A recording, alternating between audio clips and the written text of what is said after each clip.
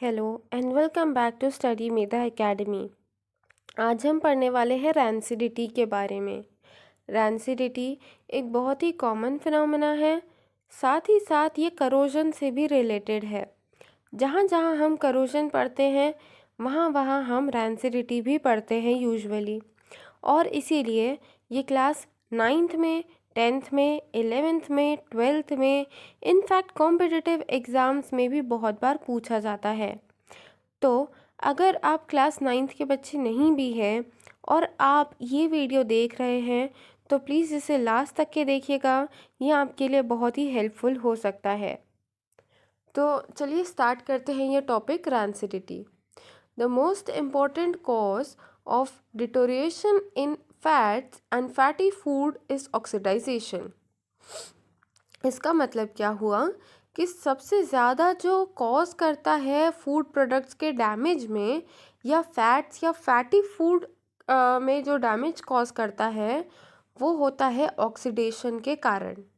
हमेशा ऑक्सीडेशन के कारण फूड में कुछ डैमेज देखने को मिलता है, और ये मोस्टली उन फूड सब्सटेंसेस में ज़्यादा मिलता है जहाँ पे हम फैट्स की बात करें, या जो भी फैटी फूड होता है उसमें ऑक्सीडेशन के कारण डैमेज ज़्यादा होने की संभावना रहती है।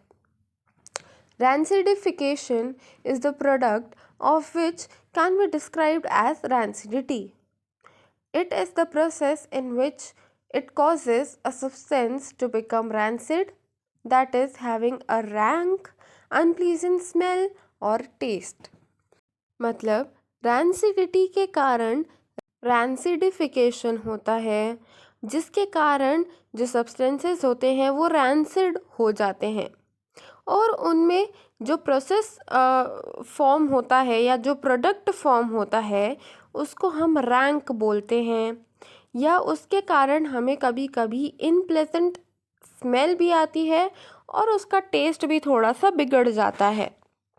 रैंसिडिटी एक ऐसा प्रोसेस है जहाँ पे अगर किसी चीज़ को हम बहुत टाइम तक के खुला रख देते हैं तो आसपास की सराउंडिंग में जो मॉइस्चर है वो उस सब्सटेंस पे अक्यूमुलेट होना चालू कर देती है, और उस मॉइस्चर के कारण और केमिकल्स के कारण या सब्सटेंसेस के कारण जो एयर में प्रोड्यूस होते हैं उनके कारण जो फूड है वो ख़राब होना चालू हो जाता है, और उसके ऊपर एक मटेरियल फॉर्म होना लगता है जिसको हम रैंक बोलते हैं, और उस रैंक के कारण बहुत ही ज़्यादा अनप्लीजेंट स्मेल भी आती है, और साथ ही साथ उसका टेस्ट भी पूरा बिगड़ जाता है। जैसे कि यहाँ पे एक डायग्राम बना हुआ है, तो आप इससे कनेक्ट कर सकते हो कि ये ब्रेड के पीसेस रखे हुए हैं, ब्रेड के स्लाइसेस रखे हुए हैं, और इनके ऊपर कुछ ग्रे ग्रे सब्सटेंस फॉर्म हो गया है। अगर आप किसी ब्रेड को बहुत टाइम तक के खुला रखोगे तो आप भी ये फिनोमेना घर पर देख सकते हो। ब्रेड पूरी ग्रे हो जाती है और उसका जो टेस्ट है वो भी अनप्लेजेंट हो जाता है, और उसमें से स्मेल भी आने लगती है। तो ये जो प्रोसेस है ये क्यों होती है? Because of rancidity. ये फूड जो डिग्रेड हो रहा है या डिट्योरेट हो रहा है, ये प्रोसेस के कारण हो रहा है, ये केमिकल रिएक्शंस के कारण हो रहा है, जिसको हम बोलते हैं रैंसिडिटी।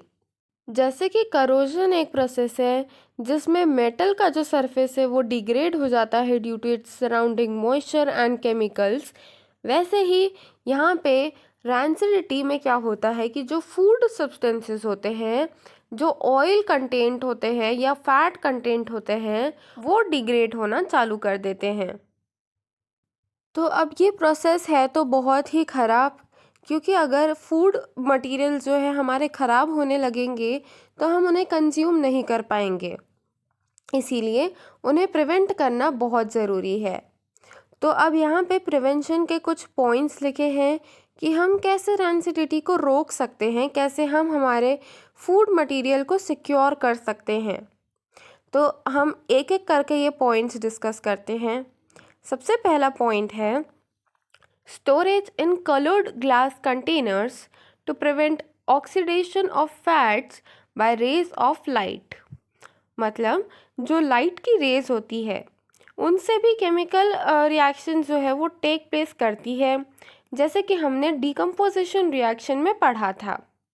तो इसीलिए जनरली हम कलर्ड बॉटल्स या कलर्ड कंटेनर्स में हम फूड का स्टोरेज रखते हैं, ताकि हम उन लाइट रेज से बचा पाए हमारे फूड को और उससे रैंसिडिटी भी प्रिवेंट हो पाए। जनरली हमने ये देखा है कि जो कलर्ड मटेरियल्स होते हैं वो एब्जॉर्ब कर लेते हैं वो, और वो अंदर तक के लाइट को पेनिट्रेट नहीं करने देते हैं। जबकि अगर हम ट्रांसपेरेंट मटेरियल में किसी चीज़ को रखेंगे तो उसमें संभावना है कि लाइट रेस अंदर तक के पेनिट्रेट कर जाए और हमारे फूड सब्सटेंस को स्पॉइल कर दे। इसीलिए यहाँ पे ये पॉइंट लिखा है, storage in coloured glass containers to prevent oxidation of fats by rays of lights. Second point पे आते हैं हम, vacuum packing retards rancidity by excluding oxygen. अब अगर हम किसी चीज़ में वैक्यूम क्रिएट कर दे, मतलब उसमें से हवा निकाल दे, तो उसमें से ऑक्सीजन भी निकल जाएगी, और इसीलिए अगर ऑक्सीजन निकल गई तो रिएक्शन की संभावनाएं भी अपने आप कम हो जाती है। इसीलिए हम हवा निकाल देते हैं या फिर वैक्यूम पैकिंग जिसको हम बोलते हैं, हम वैक्यूम पैकिंग का यूज़ करते हैं।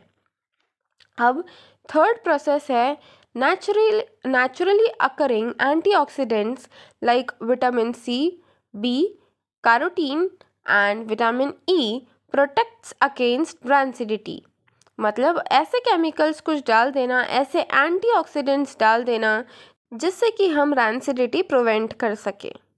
और लास्ट पॉइंट है, the nitrogen also serves as a cushion to minimise breakage of chips during transport.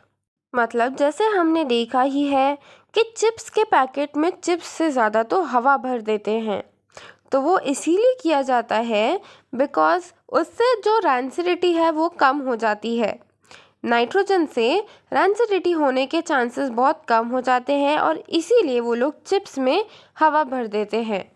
Normal भाषा में हम बोलते हैं कि हवा भर देते हैं, बट एक्चुअली में वो हवा नहीं होती, वो नाइट्रोजन गैस होती है। आई होप ये वाला पॉइंट तो हम सभी आपस में रिलेट कर सकते हैं, हम सब ने ही ये पॉइंट तो एक्सपीरियंस किया ही है। तो चलिए अब हम इस वीडियो को यहीं पे एंड करते हैं। आई होप आपको रैंसिडिटी का पूरा एक्सप्लेनेशन समझ में आया होगा। अगर आपको कोई भी डाउट हो तो आप मुझसे कमेंट सेक्शन में ज़रूर पूछ सकते हैं। एंड अगर आपको ये वीडियो अच्छा लगा हो तो प्लीज़ इसे लाइक करना, शेयर करना और हमारे educational channel study Medha academy को सब्सक्राइब भी ज़रूर करना। Thank you so much for watching this video till the end.